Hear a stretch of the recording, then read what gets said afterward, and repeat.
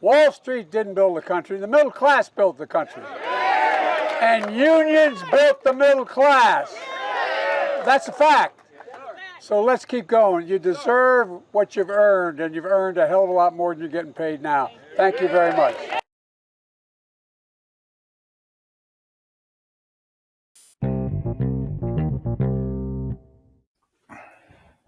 Welcome back. And now we're going to talk about what's been dubbed the Summer of Strikes. We're going to talk about specifically the Writers Guild of America strike and the Screen Actors Guild versus the AMPTP. And we're going to talk about the United Auto Workers strike.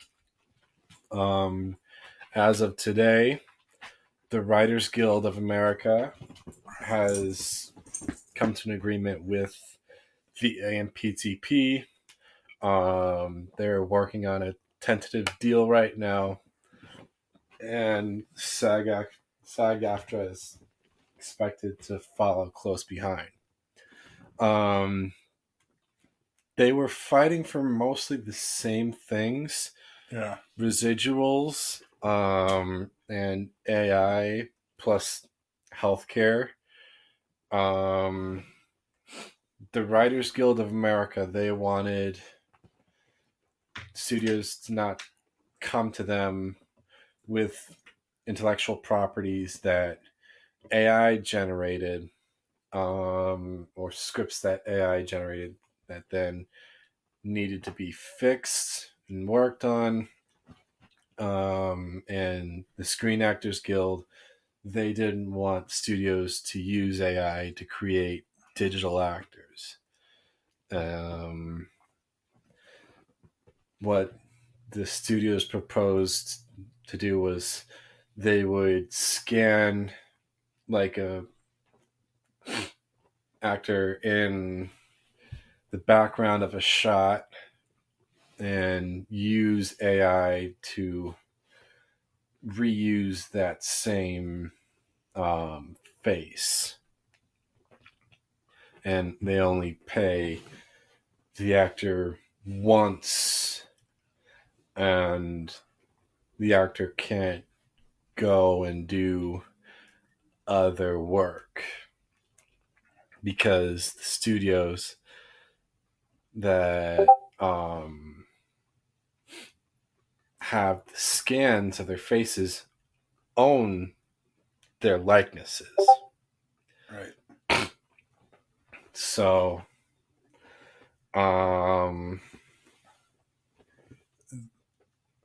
that's weird.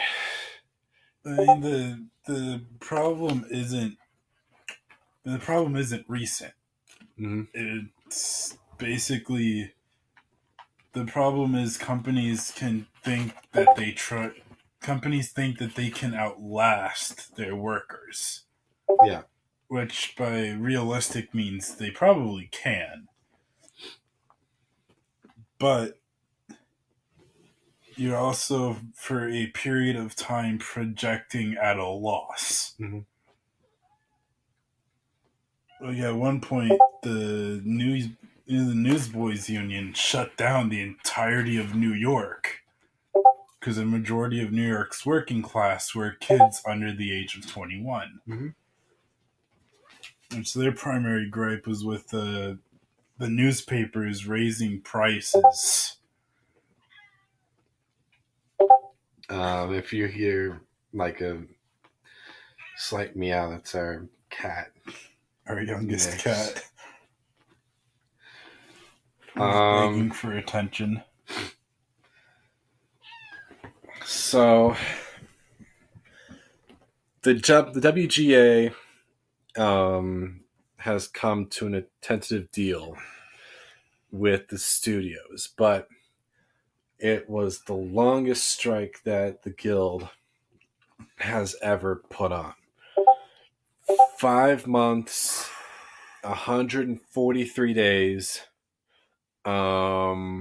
Started back in May, since May 2nd, and SAG-AFTRA has been on strike since July 14th. It's been going for a long time. Yeah. So there were threats from the AMPTP saying that, oh, we're just going to wait this thing out, let the riders starve, let them get evicted from their own apartments, and then force them to come back and work for us. Sign the deal that we want.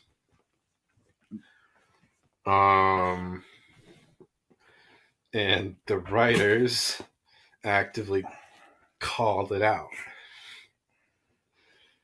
and said, no, we're not going to do that. We're going to continue to picket. Bob Iger went on MSNBC at like a billionaires retreat complaining about how hard it was on Disney to pay, if they were to pay the $41 million. Yeah, no, Disney would have to spend a total of under like 0.01% of their total yearly income to settle the strike. Disney's value is worth like $75 billion.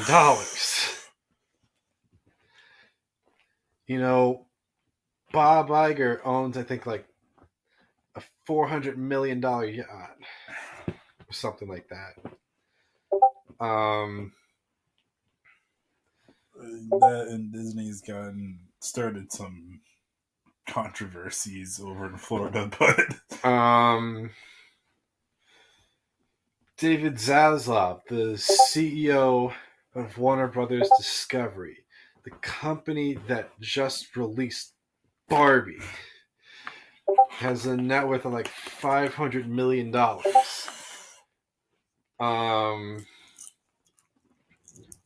Warner Brothers is expecting to lose like $300 to $500 million just because of the strike. If the writers go on strike, nothing happens because there's no scripts. You can't rewrite a script. You can't rewrite a script. You can't change a script. You can't hire a writer for a project.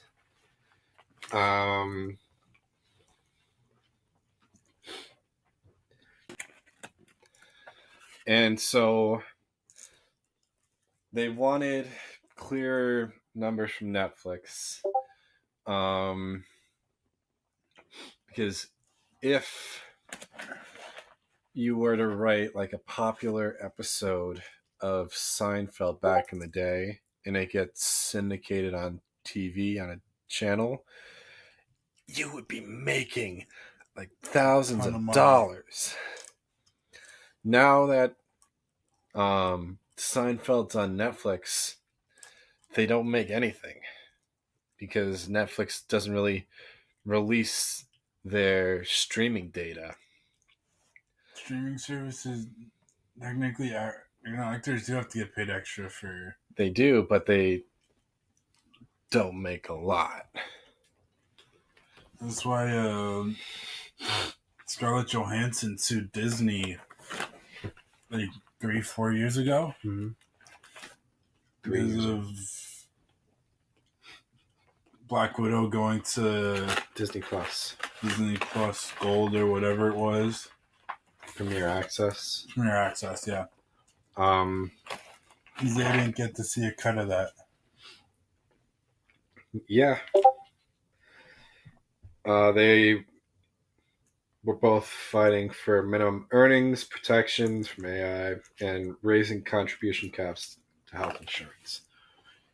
Because in America, the only affordable health insurance is through a private employer. Yeah.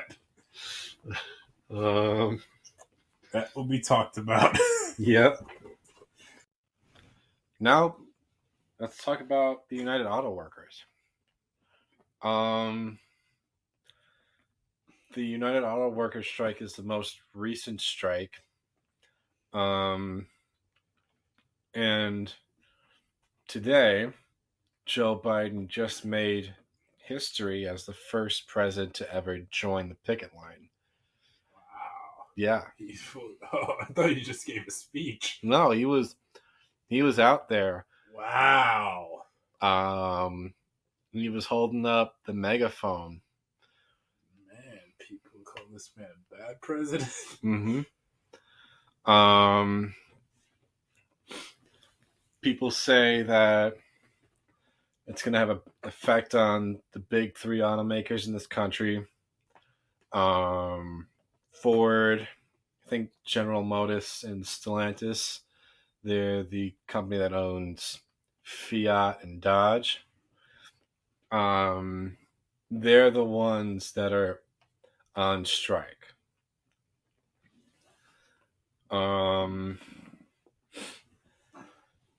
They want higher pay. Yeah. The people who were hired before 2007, they get more benefits. And that was because during the housing crisis, the big three companies decided to come to an agreement on that. But people who were hired after the housing crisis, they get nothing. Pretty much. They get $17 an hour and like a bag of peanuts.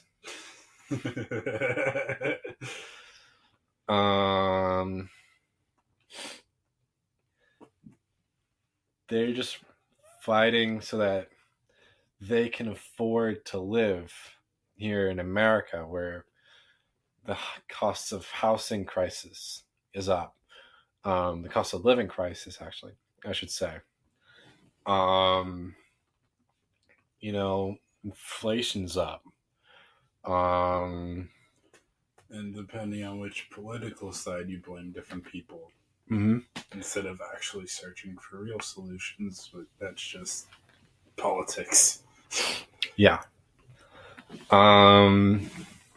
You don't want real solutions, you want quick ones, even if the quick ones cost you more money in the long run, but let's keep going. Back when the strike started, if it were to last 10 days, which I think it did, it would have cost the big three companies like $5 billion already. Compared to like Warner Brothers, who just released Barbie, the most successful film of the year, and that only made like $1.3 billion. Film that nobody knew they ever wanted.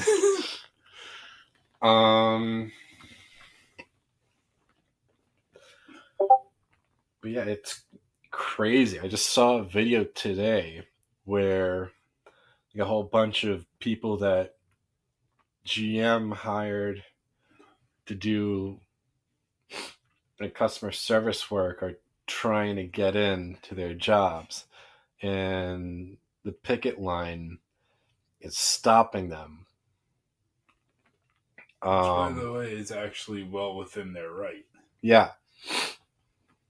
Technically, it's the weird thing about protests is so long as they're on public property and the police are notified, anything they do is almost perfectly legal. Yeah. So if they notify the police that they're going to shut down a street, they can do it. The only way they can't is if they actually go onto public property, but that's not what they're going to do. Private property. Not Not public public. property. Private property. They could picket right outside the front gates of So long as they don't cross the GE. gate. So long as they don't cross You the can gate. record someone on public property. You can record someone on private property so long as you're on public property. Mm-hmm. Because then you don't have to apply to privacy rules. There is no expectant right to privacy in public. Mm-hmm. Same thing in police stations, but it's why police can lie to you. But yeah, they deserve to be paid more. Oh yeah, definitely.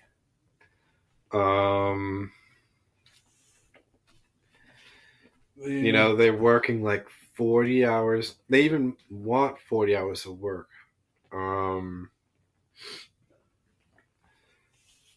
They work like a manufacturing job, which is pretty hard.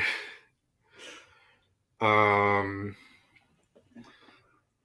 work at Amazon and I'm on my feet like maybe most of the time. Maybe like 9 hours of my shift. They mentioned the Newsboys Union back in the early 1900s. They went on strike because Pulitzer got all the major newspapers in New York to raise the price for the workers from 50 cents per hundred to 60% per hundred, trying to get their rotations up. So that would force the working kids, the newsies, to sell 10 times more the amount of paper that they were selling originally. So the newsies were operating at a loss. They couldn't sell back the papers that they couldn't sell, but they bought 50, 60% per hundred. Yeah, they bought 100 papers. So whatever papers they couldn't sell, they had to keep, which then became useless. Yeah. It also demonstrates the need for negotiations, because Pulitzer refused to negotiate, and they shut down New York. They literally shut down New York. It was hilarious. And then they got everybody basically to surround Pulitzer's headquarters. But yeah, that's the power of unions. They protect workers. They protect workers. They become a brotherhood. Or they become like a family. They're not... Basically, they do what they can to protect the people that are in the same situation as them. There's... Back when the Newsboys Union first started, their leader at the time had a line where he says, "For the sake of every boy in every sweatshop and slaughterhouse, I beg you, join your union." They said that to the scab workers that were coming in to replace them, and got all of them to join the union. It was a funny moment. Let me play the video that I just found on Twitter of Joe Biden on the picket line. They're gonna damn well pay. Wall Street didn't build the country. The middle class built the country. And unions built the middle class. That's a fact. So let's keep going. You deserve what you've earned, and you've earned a hell of a lot more than you're getting paid now. Thank you very much. First president to ever join a picket line, which is insane. Historic. Yeah. This man is what, 80? 82. 82. And he's going down there and he's doing the hard work. Mm-hmm.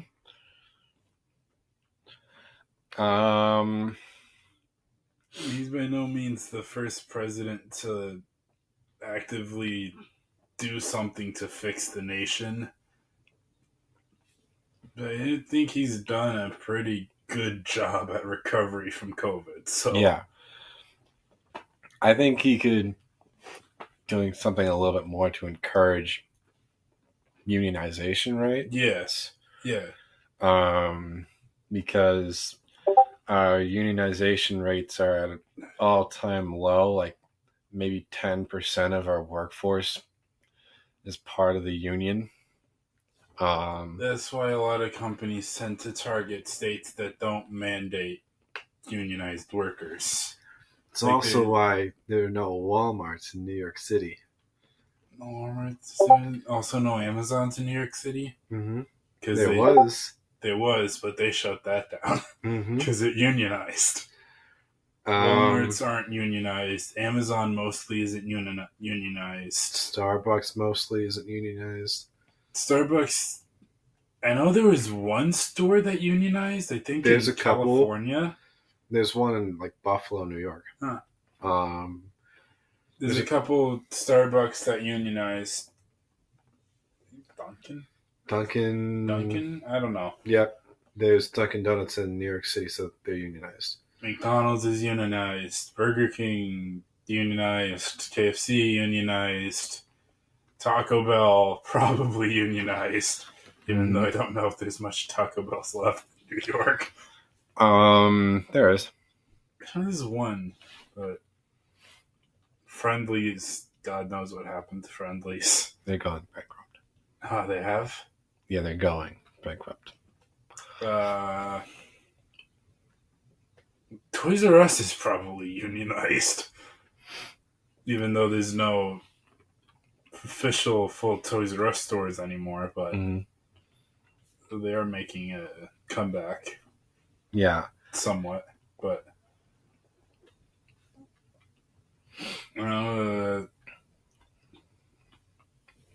GameStop's probably unionized for all I know. See, unionization works. You know, after you retire, there's certain unions that'll give you like a pension every month. They can give you like affordable health insurance. There's the reasons why we have unions were the reason why we have child labor laws. Mm-hmm. Back in the it wouldn't really count as a work union, but back in the I think it was 1880. There's a major group going around called it was the Christian Women's Association. Basically, they were attempting to make their way into the political sphere, primarily driving home the points of child labor laws and abolition. Which those would then get picked up by some famous person at the time that I can't for the life of me remember the name of. Some weird guy that knew how to use politics to his advantage and ended up picking up prohibition but not child labor laws. But unions were the reason that child labor laws would eventually get put in place, because they were seeking better treatment in factories. Which, if you've seen some of the kids working in the factories, it's horrible. All because what? Employers wanted extra pay. No, they wanted like little kids to walk in between machines. No. Kids' working conditions were horrible. Yeah. They'd lose fingers and toes inside the machines because they were the only ones that could reach in to replace the parts. Of course, there's probably no safety training. There definitely wasn't any safety training. Kids would have to go in shoeless. Sometimes, when you're eating ground beef back in the day, before the FDA was even a thing, Oh, I don't you would even wonder if you're actually dead eating rat meat. cow meat or finger.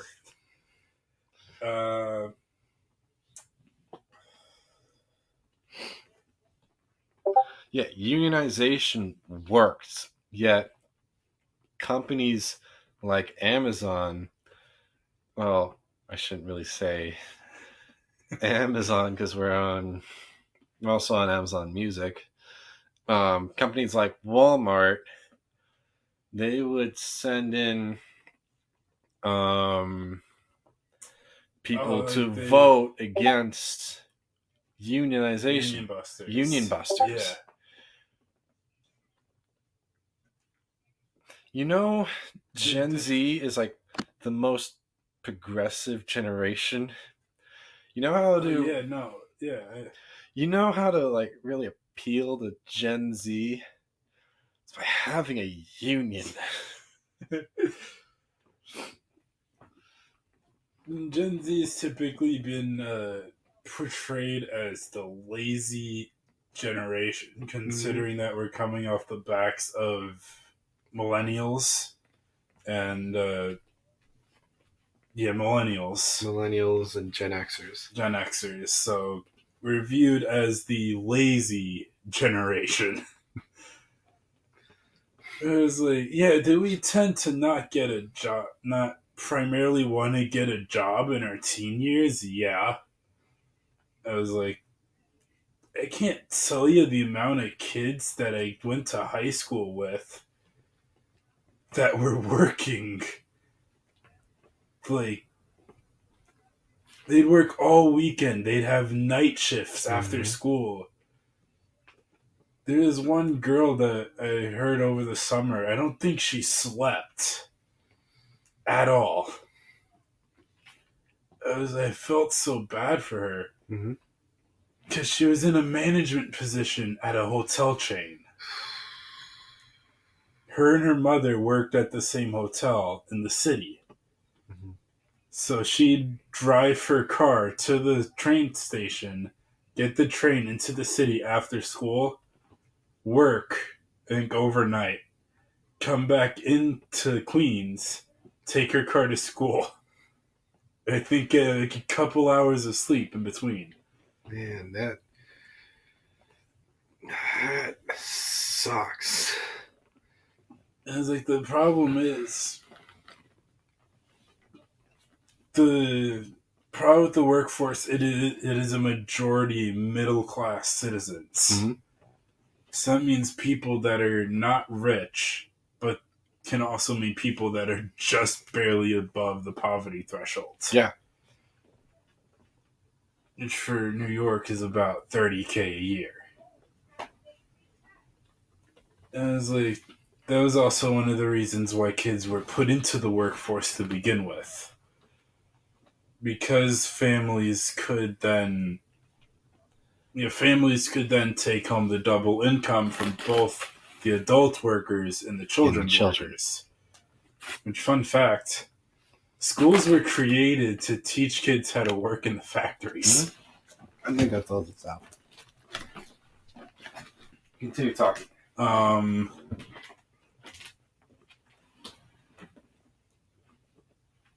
There's a need for unions because they keep the companies in check.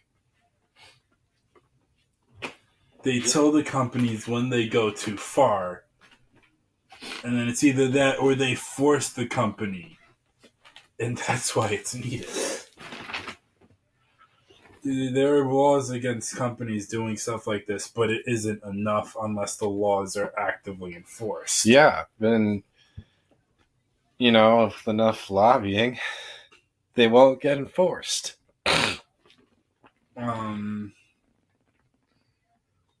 We'll probably also talk about this a little later in the video because there's a point that I want to mention that gets brought up about the education system and the teachers union, but yeah, we're recording the second half of this episode first. this The first half is going to take us a long time. This is already also like our 5th attempt at recording this. It's been a long. We're gonna try to finish things up in like a minute. Yeah. But basically, the idea is that unions exist primarily to raise the rights of the workers to the companies at charge. Yeah. The big faceless organizations that everybody's a figurehead. It's primary, and companies, they're primarily, we can outlast these guys. We can outlast these guys. Oh, we can't outlast these guys.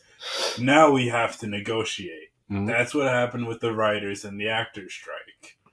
That's what's probably going to happen with the United Auto Workers. Because these companies, when these workers shut down everything that they do, mm-hmm. can then only operate for so long until their projected loss becomes too big. Yeah. We've got 35 seconds left. All right. Concluding thoughts. Workers' unions are good. Yeah. I like the fact that Joe Biden was out on the picket lines. He's going to be doing something a little bit more. I'll talk about that later. Sorry it took us so long to record another episode. We'll see you later. Bye.